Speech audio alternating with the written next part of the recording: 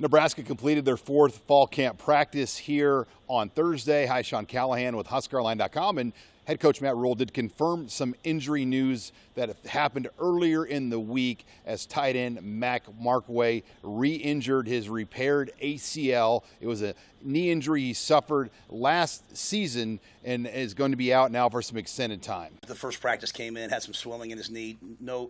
Actually not till the next day. And unfortunately, the ACL repair failed for him. So, heartbreaking news. He's an unbelievable human. Felt terrible for him, and not any one play. Nothing really that he even knows necessarily happened. Just some swelling. Actually went to walk through that night. Came in the next morning. So got through day one. We talked about him. Was really excited for what I knew he was about to do. But I know the human he is. I'm excited for what he does next. So I just want to make sure you guys heard that from me. So how often?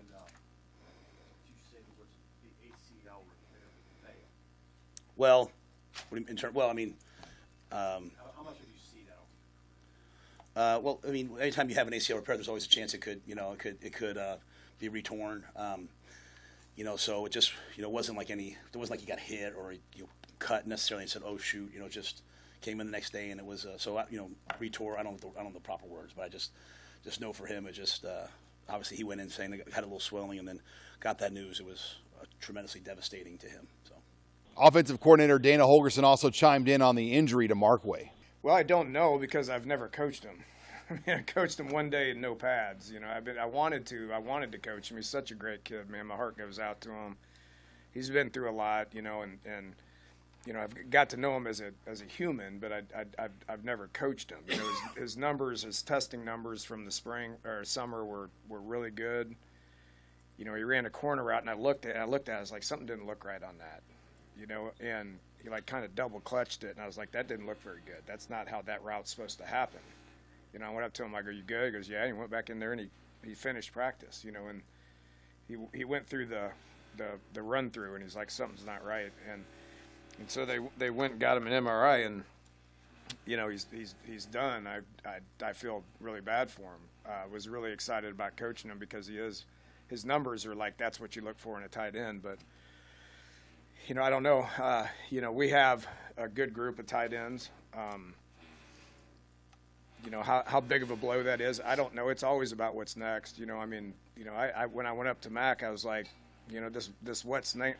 Coach talks about what's next all the time. In the coaching world, it's always somebody's got next something, next play, next opportunity, next guy up. There's always that. Coach Rule is what's next. And we talk about it all the time. And I go to Mac, I go, hey, man, I really don't know what to say. It's about what's next, and he goes, he's been through it. And so he goes, yeah, I guess it's God's plan, and so, just here for him. But from the tight end perspective room, we still got 6 other guys that all have potential that will get better. They've got better every day, and we're going to be okay at that position. The other part of the what's next is injuries happen. You got to prepare for that at every position. And unfortunately, that was just for that young man.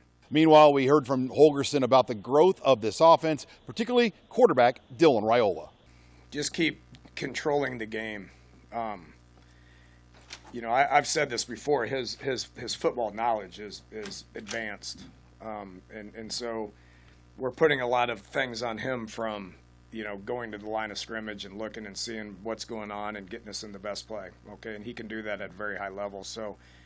The leadership stuff, that's been awesome. The conditioning has been awesome. His rapport with people is awesome. The timing with the receivers is getting better, but managing the offense and getting us into the right play is what I'm looking at, and he's doing a great job of it. And I keep giving him situation after situation after situation within just the play, not the situation in the game, but just within the play to where he's got to look and read defenses and get us into a better place if he can, which will make us better, make us more efficient if he can continue to get better at that.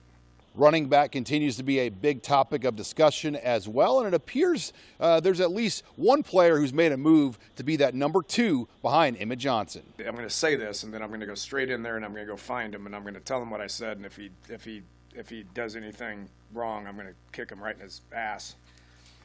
Makai's done good. Makai's had a great summer. He's matured.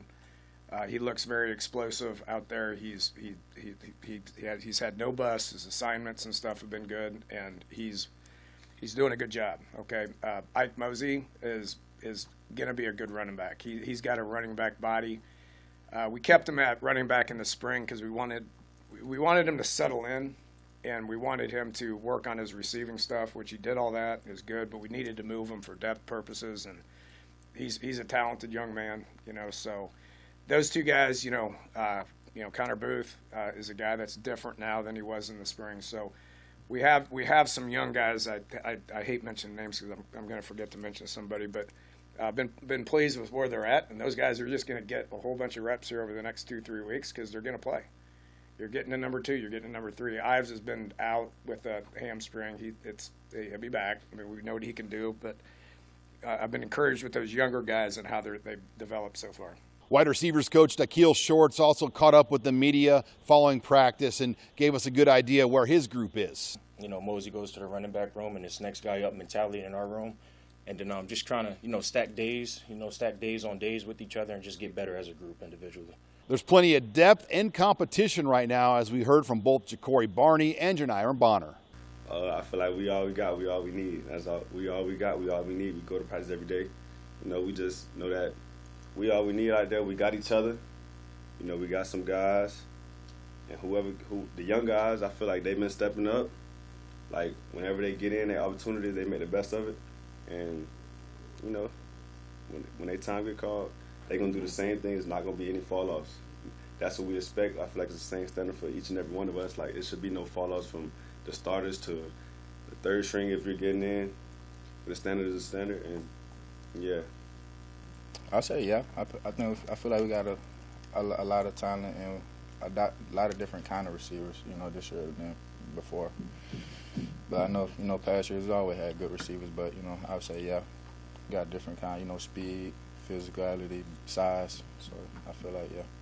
And Barney also made it known that he'd like to be Nebraska's punt return man, and he has some pretty lofty goals set for 2025.